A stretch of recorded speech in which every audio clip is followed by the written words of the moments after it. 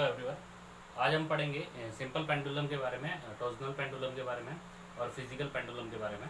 तो simple pendulum हमें पता है क्या होता है। एक लाइट स्ट्रिंग होती है और उससे एक लाइट स्ट्रिंग है जिसकी लेंथ मान लेते हैं L है, और उससे एक छोटा सा मास स्मॉल m बांधा होता है, इसको वॉक बोलते हैं। और ये स्ट्रिंग है, ये लाइट है, मान लेते हैं ये लाइट स्ट्रिंग है और ये L लेंथ है। अब इसको अगर हमने इसको थोड़ा सा, ये मेन पोजीशन इसकी, mg ने टेंशन को बैलेंस किया। अभी थोड़ा सा डिस्प्लेस करेंगे तो इस तरह से ऑसिलेट करेगा, और अगर थोड़े से डिस्प्लेसमेंट करते हैं, ये इसको एंगुलर डिस्प्लेसमेंट थोड़ा सा एंगल देके हम छोड़ते हैं, तो ये इसका जो ऑसिलेशन होगा वो सिंपल हार्मोनिक होगा। अगर ज़्यादा करेंगे तो वो सिंपल हार्मोनिक नहीं होगा। तो अगर हम बात करें कि थोड़ा सा ऑसिलेशन हम इसको कर देते हैं तो हमारे पास इस तरह से सिनेरियो होगा। मान लेते हैं थोड़ा सा हमने एंगुलर डिस्प्लेसमेंट दिया, मान लेते हैं थीटा, उसको हमने एंगुलर डिस्प्लेसमेंट दिया। इसकी मेन पोजीशन ये है, इसको mg है और यहाँ पर टेंशन T है। T ने mg को बैलेंस किया तो नेट फोर्स कितना हो गया इस पे, यहाँ पे 0 हुआ। इसका मतलब ये स्टेबल इक्विलिब्रियम, और ये पोजीशन हमें पता है कि स्टेबल इक्विलिब्रियम पोजीशन है, तो ये मेन पोजीशन है या फिर इक्विलिब्रियम पोजीशन है, तो मैंने इसको बोल दिया मेन पोजीशन है। तो ये इसकी मेन पोजीशन है। इसके बाद हम क्या करते हैं, इसको थोड़ा सा मैंने क्या किया, डिस्प्लेस किया। थोड़ा सा अगर मैंने डिस्प्लेस किया, मान लिया थीटा डिस्प्लेस किया, तो यहाँ पर टेंशन T लग रहा है, mg इस तरह से लग रहा है, और ये थीटा है। तो ये अगर यहाँ पर बात करो, ये भी हमारे पास थीटा होगा, तो ये mg है, तो ये mg cos थीटा और ये mg sin थीटा। यहाँ से अगर मैं बात करता हूँ mg, ये mg cos थीटा और ये mg sin थीटा, तो मेन पोजीशन की तरफ कौन सा कंपोनेंट लेके आ रहा है, ये कंपोनेंट मेन पोजीशन की तरफ नहीं लेके आ रहा है। mg का ये जो कंपोनेंट है ये इसको मेन पोजीशन की तरफ ले आ रहा है। T ने इसको बैलेंस कर दिया और ये इसको किस तरह से लेके आ रहा है, ये इसको इस तरह से इस मेन पोजीशन की तरफ लेके आ रहा है। तो F जो रिजल्टेंट, अगर मैं कहूँ कि अगर थीटा बहुत स्मॉल हो, थीटा स्मॉल हो, तो ये जो ये इसका मोशन होगा, थीटा मैंने कहा बहुत स्मॉल है, यहाँ से यहाँ तक ये जो ऑसिलेशन होगा वो लीनियर ऑसिलेशन हम मान सकते हैं। एक्चुअली में ये कैसा ऑसिलेशन है, ये एंगुलर ऑसिलेशन है।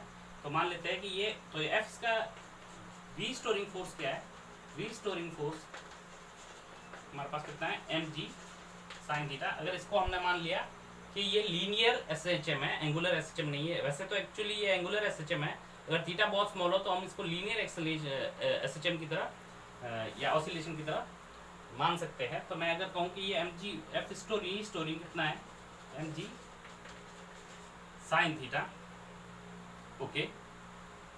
अगर इसकी बात करें, अगर हम दो तरीके से कर सकते हैं, एक तो एंगुलर मान के कर सकते हैं, एक लीनियर मान के कर सकते हैं। तो मैं ये आप इतना नोट करेंगे, फिर मैं बताता हूँ हम दोनों तरीके से करेंगे, फोर्स से भी करेंगे, टॉर्क से भी करेंगे। तो इतना ये नोट करने के बाद, अगर मैं कहूँ टॉर्क निकालना है, टॉर्क इस पॉइंट के अबाउट ओ क्या हो, टॉर्क जहां पर हिंज कर रखा है उसको, तो torque about point O, about point O, तो टॉर्क अबाउट पॉइंट ओ निकालते हैं। Torque about point O is equal to, ये mg है, mg का ये वाला कंपोनेंट इस पॉइंट से पास कर रहा है, टेंशन इस पॉइंट से पास कर रहा है, तो इन टेंशन का टॉर्क 0 है और mg cos थीटा का टॉर्क 0 है। सिर्फ किसका टॉर्क है, mg sin थीटा का टॉर्क है। तो हम कह सकते हैं F perpendicular into r distance. F perpendicular कितना है, mg sin थीटा, और उसकी परपेंडिकुलर डिस्टेंस कितनी है, ये परपेंडिकुलर है, ये परपेंडिकुलर डिस्टेंस कितनी है, L है, इंटू L। तो हमारे पास कितना हो गया, mg L sin theta, torque about point O. अब मैंने कहा कि अगर थीटा बहुत स्मॉल हो, if theta is very small, तो हम साइन थीटा को हम लिख सकते हैं, साइन थीटा को हम अप्रोक्सीमेटली इक्वल टू थीटा लिख सकते हैं। तो torque about point O, hinge के अबाउट, जहां पर हिंज है उसके अबाउट टॉर्क कितना होगा, mg L sin थीटा को हमने क्या लिख लिया, थीटा। तो यहाँ से हमें दिख रहा है mg L इंटू थीटा। तो टॉर्क अबाउट पॉइंट ओ कितना है, mg L इंटू थीटा। तो टॉर्क किसके प्रोपोर्शनल है, थीटा के प्रोपोर्शनल है। टॉर्क थीटा के प्रोपोर्शनल है, इसका मतलब क्या है, एंगुलर डिस्प्लेसमेंट के अगर प्रोपोर्शनल है। और ये कौन सा टॉर्क है, ये रीस्टोरिंग टॉर्क है, रीस्टोरिंग टॉर्क है। तो इसका मतलब ये वापस लेके आ रहा है, ये टॉर्क इसको वापस मीन पोजीशन की तरफ लेके आ रहा है। देखो इस mg sin थीटा की वजह से ये जो टॉर्क लग रहा है इस पॉइंट के अबाउट, वो इसको वापस मीन पोजीशन की तरफ लेके आ रहा है। इसका मतलब क्या है, ये रीस्टोरिंग टॉर्क है।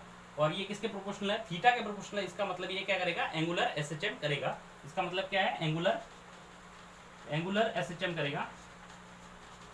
तो इतना नोट करेंगे। इसके बाद हम टाइम पीरियड हमें पता है 2π√I/c, ये हमारे पास क्या हो गया, c हो गया। इसको नोट करेंगे।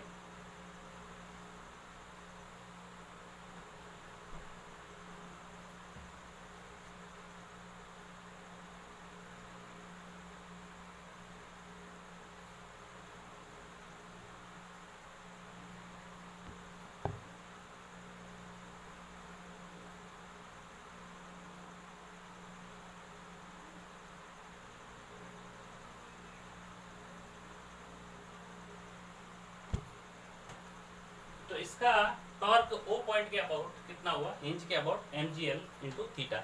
इसका मतलब टॉर्क इंच के अबाउट डायरेक्टली प्रोपोर्शनल थीटा है। इसका मतलब ये किस तरह से करेगा, एंगुलर एसएचएम करेगा। तो टॉर्क अबाउट थीटा हमारे पास पता है, sorry point O mgl into theta. इसको हमने कंपेयर किया torque about O is equal to c theta. तो ये c हमारे पास क्या हो गया, mgl। और टाइम पीरियड होता है, हमने देखा था लास्ट लेक्चर में 2π√m/k होता है। m/k की जगह यहाँ पर I/c होगा। I किसके अबाउट, जिसके अबाउट टॉर्क लिया, इंटू c क्या है हमारे पास, ये जो कांस्टेंट है उसको हम c बोलेंगे।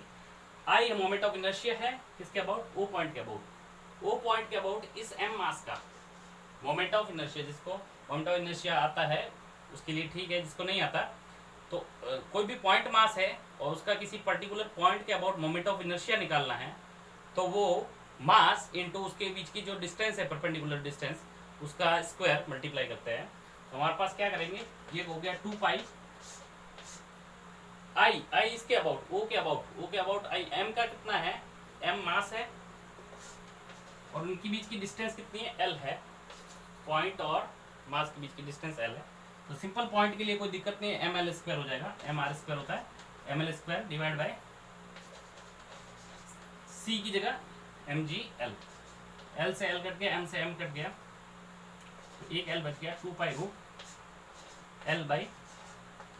ये हमारे पास टाइम पीरियड आएगा। सिंपल पेंडुलम का टाइम पीरियड हम इस तरह से निकालते हैं। 2π√l/g आपने देखा भी होगा। तो स्क्वायर रूट ऑफ l के डायरेक्टली प्रोपोर्शनल है और स्क्वायर रूट ऑफ g के इनवर्सली प्रोपोर्शनल है टाइम पीरियड। l और g दोनों पे डिपेंड करेगा। लेंथ बढ़ाएंगे तो टाइम पीरियड बढ़ेगा, और अर्थ के अलग अलग जगह पे, हाइट पे, डेप्थ पे क्या होगा, इस तरह के क्वेश्चन आएंगे, हमने ग्रेविटेशन में पढ़े, तो क्या होगा टाइम पीरियड पे क्या फर्क पड़ेगा। तो इसको नोट करेंगे 2π√l/g।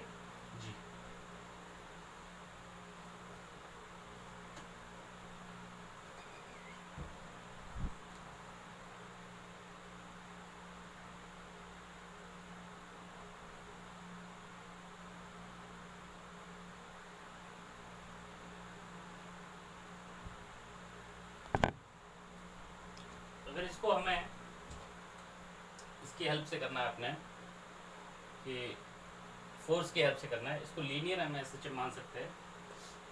ये mg cos थीटा और ये mg sin थीटा। हमारे पास अगर इसको मैंने कहा कि ये बहुत स्मॉल है, थीटा बहुत स्मॉल है, वेरी स्मॉल है, तो ये जो चीज़ है इसको हमने कहा ये ट्राइंगल की जगह मैं इस तरह से मान सकता हूँ। ये मान लेते हैं, आपको इस तरह से फिगर में दिखेगा कि थीटा है, तो ये चीज़ इस तरह से x दिखेगी, ये चीज़ x होगा। तो हमारे पास फोर्स जो है रीस्टोरिंग, वो क्या लगेगा, आपको लगेगा रीस्टोरिंग फोर्स ये लीनियर एसएचएम की तरह बिहेव करेगा, एंगुलर एसएचएम की तरह नहीं। तो हम मान सकते हैं इसको लीनियर एसएचएम से भी हम प्रूव कर सकते हैं। रीस्टोरिंग फोर्स क्या लगेगा, mg sin theta, mg sin theta. Theta बहुत स्मॉल है तो इसको हम लिख सकते हैं mg इंटू साइन थीटा को थीटा से रिप्लेस कर दिया, mg थीटा को हम लिख सकते हैं angle is equal to arc by radius. Arc कितना है, x, और रेडियस कितनी है, l, x बाई l। हमारे पास कितना होगा, mg by l into x। ये हमारे पास एफ रीस्टोरिंग हो गया, और वो डायरेक्टली प्रोपोर्शनल है, F directly proportional to X है, रीस्टोरिंग है, इसका मतलब वो एसएचएम करेगा, और इसका मतलब F is directly proportional to X है, तो ये एसएचएम करेगा। ये क्या हो गया हमारे पास, के हो गया, तो के क्या हो जाएगा हमारे पास, एम जी बाई एल। तो टाइम पीरियड हमारा हो जाएगा, हमें पता है time period 2 pi root M by K होता है, तो यहाँ से निकालेंगे 2 pi root M by K की जगह M G by L, M G by L, L ऊपर चला गया, एम से एम कट गया, तो हमारे पास टाइम पीरियड आ जाएगा 2 पाई रूट एल बाई। इस तरह से भी हम निकाल सकते हैं टाइम पीरियड, उसको लीनियर एसएचएम मान के। तो ये भी नोट करेंगे, आपको जिस तरह से बेटर लगे। पहला वाला ज़्यादा सही है, टॉर्क नहीं आता तो हम इस तरह से भी कर सकते हैं।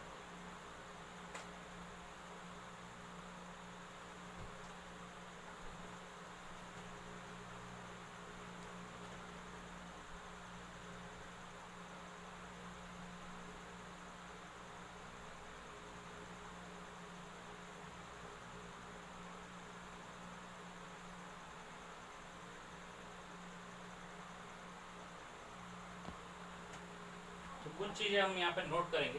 पहली चीज़ है, ये कुछ आईआईटी में तो नहीं पूछा जाता, कुछ कोई भी एग्जामिनेशन दूसरे तो उनमें पूछा जाता है, if the angular amplitude of the simple pendulum is more than the time period, more than the time period is, मतलब अगर एंगुलर जो डिस्प्लेसमेंट अपने छोटा सा करेंगे तो वो एसएचएम करेगा, एंगुलर एसएचएम करेगा, तो उसमें 2 पाई रूट एल बाई जी हो जाएगा। लेकिन ज़्यादा ऑसिलेट करेंगे तो वो एसएचएम नहीं करेगा, ज़्यादा अगर हम उसको डिस्प्लेस एंगुलर डिस्प्लेसमेंट देंगे तो वो एसएचएम ना करके वो ऑसिलेशन करेगा, और उसका टाइम पीरियड हम निकाल सकते हैं 2 pi root L by G 1 plus theta dot square by 16। ये याद रखना, थीटा डॉट किस में है, रेडियन में है।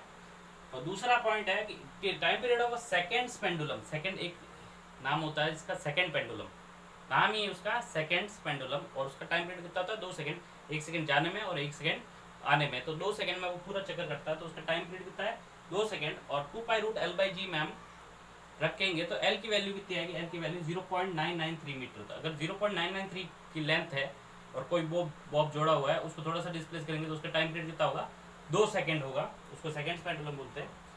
तो तीसरा पॉइंट है, if time period of clock based on simple pendulum, simple pendulum पे बेस्ड अगर कोई क्लॉक है तो उसका टाइम पीरियड इंक्रीज अगर करता है, टाइम पीरियड इंक्रीज कर गया, मतलब ज़्यादा टाइम लग रहा है अभी उसको ऑसिलेट करने में, तो जो एक्चुअल में क्लॉक चल रही थी और जो सिंपल पेंडुलम वाली क्लॉक है, तो सिंपल पेंडुलम वाली क्लॉक क्या हो जाएगी, टाइम ज़्यादा लग रहा है उसको, लेकिन वहाँ पर दूसरी वाली क्लॉक में क्या हो रहा है, टाइम उस हिसाब से ही चल रहा है, तो ये क्या हो जाएगी, टाइम ज़्यादा लग रहा है, इसका मतलब ये क्या हो जाएगी, स्लो हो जाएगी।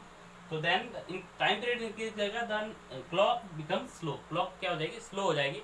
और टाइम पीरियड अगर डिक्रीज कर दिया तो जल्दी जल्दी ऑसिलेट करेगी, इसका मतलब वो क्या हो जाएगी, फास्ट हो जाएगी। तो ये हमें चीज़ें ध्यान रखनी है। कुछ और भी चीज़ें दिखाता हूँ, ये नोट करेंगे।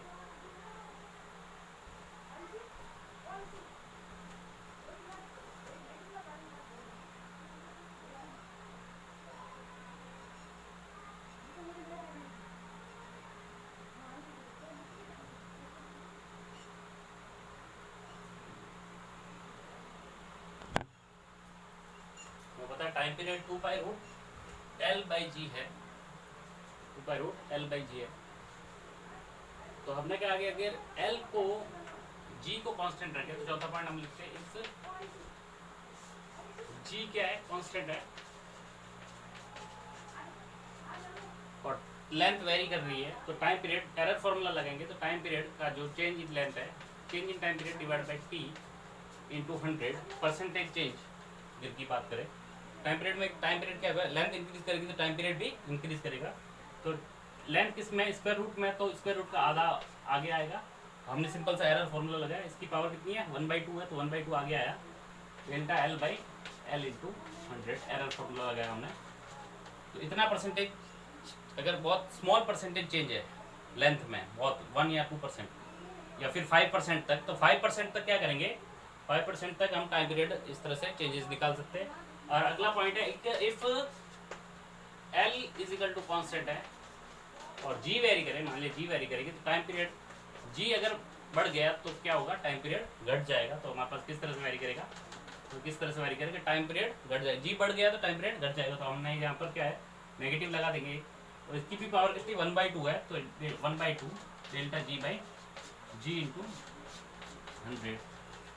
अगर दोनों वेरी करते हैं, दोनों में से कोई भी कांस्टेंट नहीं है, तो हमारे पास फॉर्मूला क्या बन जाएगा, if L and G both are not constant, अगर मैं कहूँ वेरी कराते जाए तो किस तरह से, पहले मान ली क्या था और उसके बाद लेंथ बढ़ाया, जी भी बढ़ाया, तो इस तरह से अगर क्वेश्चन आता तो क्या होगा, तो हमारे पास delta T by T into 100 percentage change in time period is equal to this 1/2 delta L by L into 100 plus this one, this is minus 1/2 delta G by G into 100। ये error नहीं है, error होता तो plus होता, ये change in time period है, कितना change in time period होगा, अगर दोनों में परसेंटेज चेंज इंक्रीज हुआ, दोनों ही इंक्रीज हुए और दोनों इक्वली इंक्रीज हुए जी और एल परसेंटेज वाइज, तो टाइम पीरियड क्या रहेगा, टाइम पीरियड सेम रहेगा, zero, change in time period कितना आ जाएगा, जीरो आ जाएगा। तो इस तरह से इस फॉर्मूला को हम यूज करेंगे, अगर कोई क्वेश्चन आता तो नोट करेंगे ये सब।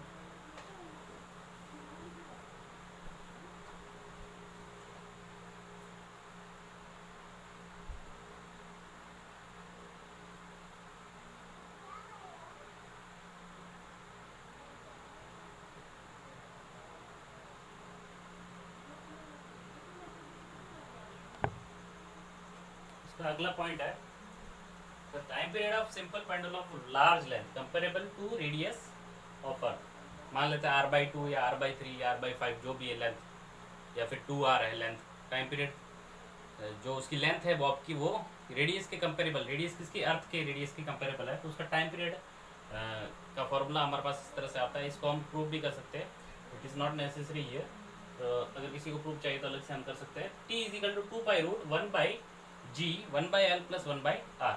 l क्या लेंथ है और r क्या रेडियस ऑफ अर्थ है, तो हमारे पास ये क्या आ जाएगा 1/g bracket 1/l plus 1/r।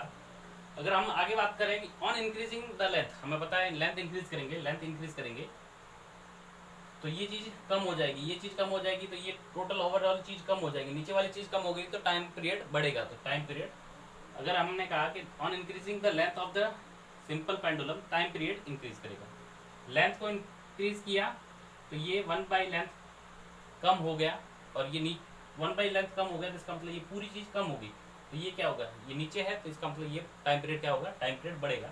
Length को मान लिया मैंने क्या कर दिया, इनफाइनाइट कर दिया, इनफाइनाइट लेंथ का अगर सिंपल पेंडुलम ले लिया तो इसको 1/इनफाइनाइट रख देंगे, 1/g 1/l plus 1/r, l की जगह हमने इनफाइनाइट रख दिया, 1/इनफाइनाइट कितना हो गया, 0 हो गया, तो 0 प्लस 1/r, 0 प्लस 1/r कितना 1/r, तो r ऊपर चला गया, हमारे पास कितना आ जाएगा 2π√r/g, 2π√r/g, r/g हमने वैल्यू कैलकुलेट की है ग्रेविटेशन में, ये कितने के बराबर आता है, ये लगभग आता है 2π√r/g हमारे पास 84.6 मिनट के बराबर आता है। तो ये हम याद रखेंगे, अगर हमको बोलता है इनफाइनाइट लेंथ का पेंडुलम है तो उसका टाइम पीरियड कितना होगा, उसका टाइम पीरियड 84.6 मिनट होगा, वो 84.6 मिनट में पूरा चक्कर एक लगाएगा। तो इन चीज़ों को हम नोट करेंगे।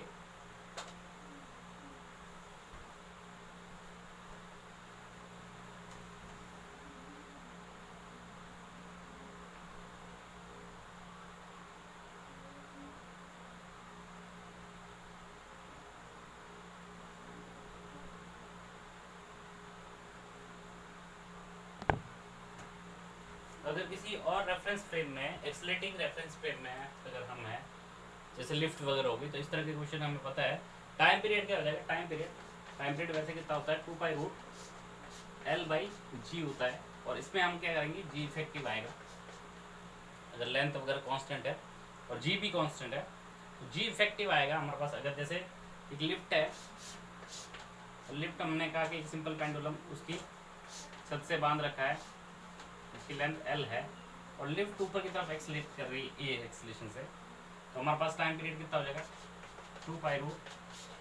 2π√l/g इफेक्टिव कितना है, ऊपर जा रही है लिफ्ट, एक्सलेशन ऊपर की तरफ है, जहाँ किधर भी रही हो एक्सलेशन ऊपर की तरफ है, तो g इफेक्टिव कितना जाएगा g + a हो जाएगा।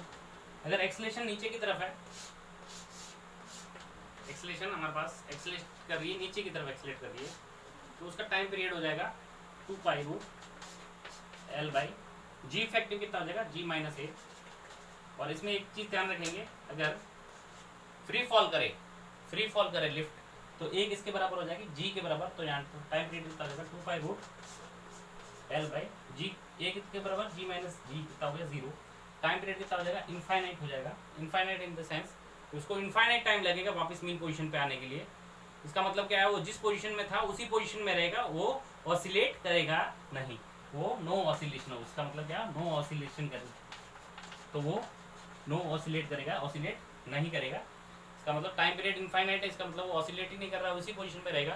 तो अगर हमने किसी टाइम पीरियड को किसी की रूफ लिफ्ट की रूफ में बांध रखा, उसको पूरे सिस्टम को हमने जी से नीचे की तरफ भेजा है, तो उसका टाइम पीरियड क्या आएगा, उसका टाइम पीरियड वो ऑसिलेट ही नहीं करेगा। तो ये चीज़ें हम ध्यान रखेंगे। और हमने कहा कि अगर लिफ्ट को हमने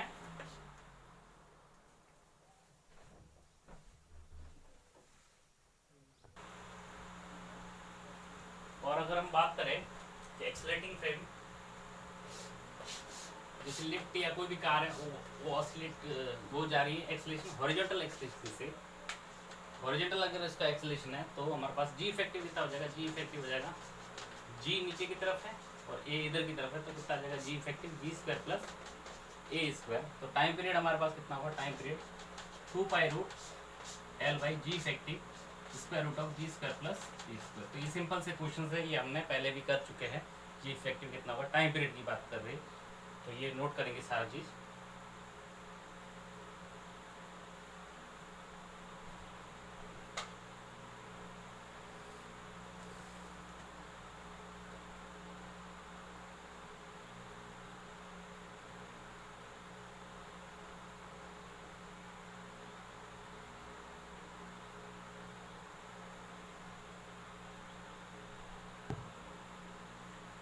फिजिकल पेंडुलम, फिजिकल पेंडुलम क्या है, इसके बारे में लिखा है, if the hanging object, if a hanging object oscillates about a fixed axis that does not pass through its center of mass and the object is extended body, not a point mass, then the system is called simple physical pendulum। simple pendulum नहीं, physical pendulum। जैसे scale है, scale को हमने जैसे ये इसको हमने यहाँ से हिंज किया, यहाँ से ये, और इसको ये ऑसिलेट किया, इसको थोड़ा सा ऐसे छोड़ेंगे तो ये ऑसिलेट करेगा। या फिर हम बात करते हैं स्केल, स्केल को हमने सीलिंग में एक कील ठोका, उस पर थोड़ा सा ऐसे किया और वो ऑसिलेट करेगी। वो किसका काम करेगी, वो फिजिकल पेंडुलम का काम करेगी।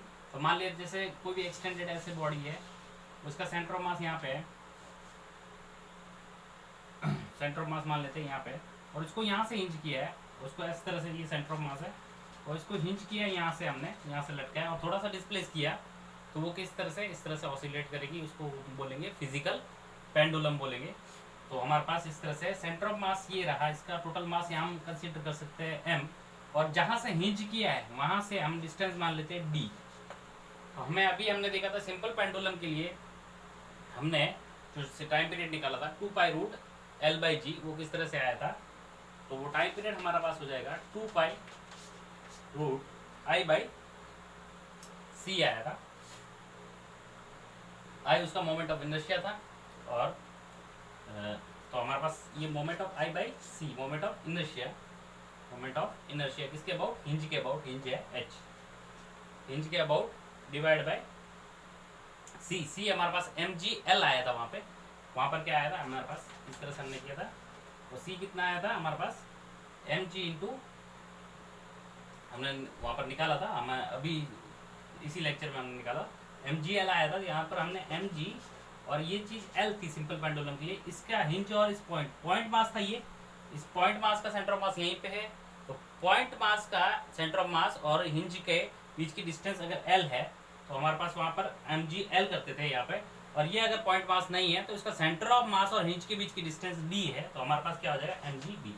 तो हमें करना वही है, I about M G L था, उस पर आई क्या था, centre of moment of inertia about the hinge था, इसमें भी moment of inertia about the hinge, hinge के अबाउट उसका मोमेंट ऑफ इनर्शिया निकालना है, और M G into D, D क्या था, मोमेंट हिंज और सेंटर ऑफ मास के बीच की डिस्टेंस है। तो हमारे पास टाइम पीरियड कितना हो जाएगा, time period 2 pi root I about the hinge into divide by M G into D. M क्या था उसका पूरा का मास, जी, और डी क्या है distance between hinge and centre of मास। इस तरह के हम क्वेश्चन करेंगे, तो ये नोट करेंगे।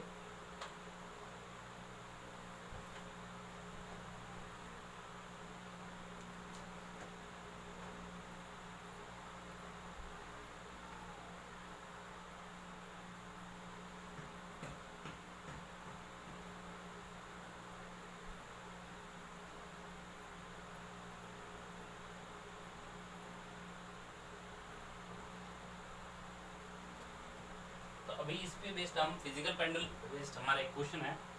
डिस्क यूनिफॉर्म डिस्क है, is suspended at a distance r/2 above its centre. उसके सेंटर से r/2 डिस्टेंस पे उसको हिंज किया गया है, सस्पेंड किया गया है। Find the period of oscillation. इस तरह से कुछ है सीन हमारे पास, ये इसका सेंटर है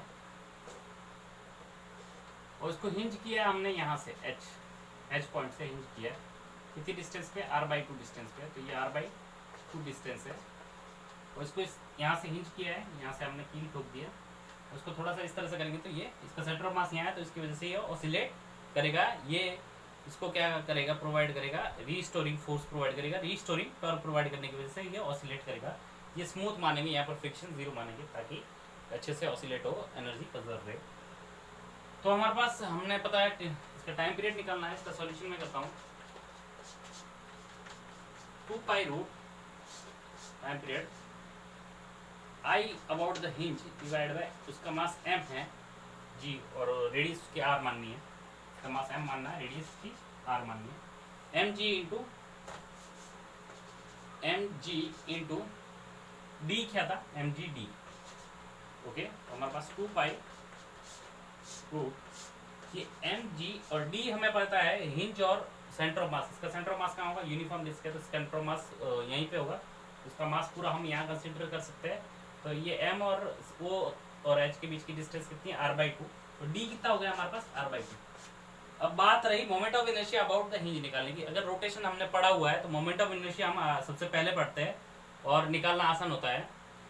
तो एक स्टैंडर्ड चीज है, अगर सेंटर ऑफ मास से मोमेंट ऑफ इनर्शिया, ये क्या है? डिस्क है। डिस्क का सेंटर ऑफ मास के about moment of inertia, disc के बारे में बोल रहा हूँ, नहीं आता किसी को मोमेंट ऑफ इनर्शिया के बारे में। तो डिस्क का सेंटर ऑफ मास के about moment of inertia, standard value mass m, uniform disc है, सेंटर ऑफ मास के अबाउट उसका मोमेंट ऑफ इनर्शिया mr²/2 होता है। उसकी रेडियस r है, m मास है, तो mr²/2 होता है। तो उसका सेंटर ऑफ मास के अबाउट इतना है। और ये कौन सी एक्सिस है? ये एक्सिस है सेंटर ऑफ मास से पास नहीं कर रही। ये एक्सिस किससे पास कर रही है? ये वाली एक्सिस के अबाउट ये इस तरह से ऑसिलेट कर रहा है। तो ये और ये वाली एक्सिस के अबाउट कितना है? ये जो बाहर निकल रही है सेंटर ऑफ मास से, इसके अबाउट, ये इस एक्सिस के अबाउट जो डिस्क के परपेंडिकुलर है उसके अबाउट कितना होता है? mr²/2।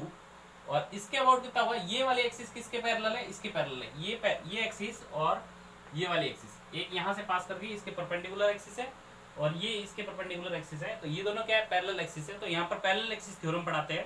तो हमारे पास I अबाउट हिंज कितना होगा? I अबाउट हिंज निकालना है तो I अबाउट सेंटर ऑफ मास निकाल दो, प्लस इन दोनों, इसका मास कितना था? m, और इन दोनों के बीच की डिस्टेंस md²।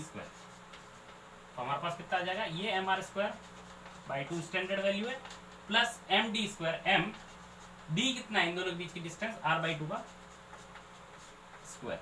तो ये हमारे पास कितना आ जाएगा? I अबाउट द हिंज आएगा, यहाँ पर हम पुट कर देंगे। तो ये हमारे पास कितना आ रहा है? r²/4 है, mr²/2 है, तो ये कितना हो जाएगा? 3r²/4 आ जाएगा आई थिंक।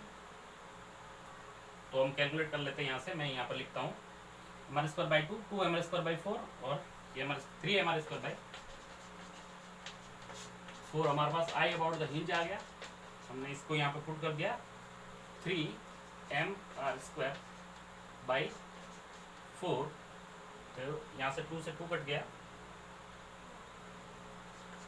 2π, 3 बच गया बाई 2 r/2। इतना टाइम पीरियड इसका आ जाएगा। तो हर एक का मोमेंट ऑफ इनर्शिया अगर हमें निकालना आता तो इस तरह के क्वेश्चन में कोई प्रॉब्लम नहीं है, दिक्कत नहीं है। मैंने आपको थोड़ा सा सिखा दिया मोमेंट ऑफ इनर्शिया किस तरह से निकालना। सेंटर के अबाउट डिस्क का कितना होता है? mr²/2। स्फीयर का कितना होता है? होलो स्फीयर है उसका 2/3 mr², और सॉलिड स्फीयर है 2/5 mr²। और पैरेलल एक्सिस थ्योरम में क्या होता है? I about centre mass plus m और md², जो दोनों एक्सिस के बीच की डिस्टेंस d²। इस तरह से हम इन क्वेश्चंस को करते हैं। अगर मोमेंट ऑफ इनर्शिया निकालना आता है तो ये चीज़ें हमें बहुत आसान लगती है। I about the hinge divide bye mgd। d किसके अबाउट है? d क्या है? Distance between the hinge and centre of mass, physical pendulum. अगर हमने कहा कि अगर किसी, तो ये नोट करेंगे, एक और बात ऐड करूंगा। अगर मैंने कहा कि अगर फिजिकल पेंडुलम को हमने सेंटर ऑफ मास के अबाउट हिंज कर दिया, अगर मैंने कहा फिजिकल पेंडुलम को मैंने यहीं से, जैसे इस डिस्क को यहीं से हिंज कर दिया, तो इसको थोड़ा सा इस तरह से करेंगे तो ये ऑसिलेट नहीं करेगा, ये केवल रोटेट करेगा, ऑसिलेट कर नहीं सकता। तो उसका टाइम पीरियड कितना हो जाएगा, डी कितना हो जाएगा, डी हो जाएगा हमारे पास, ये 0 हो जाएगा। उसका टाइम पीरियड कितना होगा, इनफाइनाइट करेगा। इसका मतलब नो ऑसिलेशन होगा, वो ऑसिलेट नहीं करेगा। तो किसी भी चीज़ को अगर उसके सेंटर ऑफ मास के अबाउट में हिंज करता हूँ तो वो ऑसिलेट नहीं करती, वो एज इट इज रहता है जैसे उसको रखा जाए। तो ये नोट करेंगे।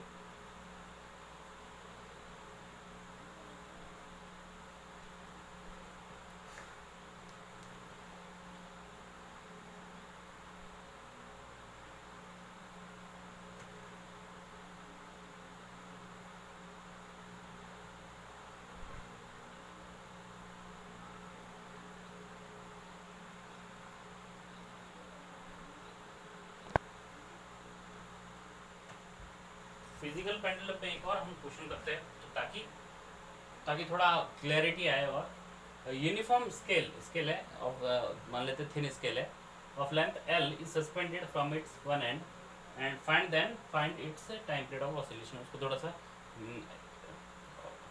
डिस्प्लेस करेंगे तो वो ऑसिलेट करेगी। तो इस तरह से कुछ चीज़ है, हमने इसको यहाँ से हिंज कर रखा है, इस एंड से ये हिंज है। तो थोड़ा सा डिस्प्लेस करेंगे तो हमें पता है ये इस तरह से ऑसिलेट करेगी। तो इसका सेंटर ऑफ मास यहाँ पे है। ये डिस्टेंस कितनी है, ये सेंटर ऑफ मास का, तो सेंटर ऑफ मास और हिंज के बीच की डिस्टेंस कितनी है, ये एल लेंथ है, टोटल लेंथ एल थी, तो ये कितना हो जाएगा एल बाई। हमारे पास डी कितना हो गया एल बाई 2। टाइम पीरियड होता है 2 pi root I about the hinge divide by M G into mass मान लेते हैं एम, 2 पाई लेंथ उसकी एल मान लेते हैं। I about hinge, I about centre of mass कितना होता है, तो ये थिन एक स्केल है या रॉड है, रॉड के लिए उसके एंड से उसके सेंटर ऑफ मास से कितना होता है हम निकाल सकते हैं। सेंटर ऑफ मास के अबाउट उसका ml स्क्वायर बाई, इसकी लेंथ l है तो हम रोटेशन में हम निकालते हैं ml स्क्वायर बाई 12 होता है। I about the centre of mass ml square by 12 होता है। तो आई अबाउट हिंज कितना हो जाएगा, I about centre of mass plus M D square, तो हमारे पास M L square by 12 plus M D कितना है एल बाई 2, एल बाई 2 का स्क्वायर, तो हमारे पास M L square by 12 plus M L square by 4, तो टोटल कितना आता है, तो हमारे पास ये इसको टोटल कर देंगे, 3 हो गया, ये 1 हो गया, 4 एम एल स्क्वायर बाई 12, तो एम एल स्क्वायर बाई 3, तो हमारे पास आई अबाउट हिंज कितना आएगा। तो ये हम कहेंगे एक स्केल का है, उसका मोमेंट ऑफ इनर्शिया इसके एक एंड पॉइंट पे कितना होगा एंड पॉइंट से अगर देखें passing through axis passing through and point, इस एक्सिस के अबाउट कितना इसका मोमेंट ऑफ इनर्शिया होगा ml स्क्वायर बाई 3। डायरेक्ट याद रखते हैं, अगर आपको नहीं आता तो हम डायरेक्ट इस तरह से करेंगे, पैरेलल एक्सिस अगर हम लगाते करते हैं, रोटेशन अगर हमने पढ़ रखा होता है तो हमें याद ही होता है ml स्क्वायर बाई 3 होता है डायरेक्ट, तो हमारा टाइम वेस्ट नहीं होता। तो हमारे पास ये कितना हो जाएगा I about ml square by 3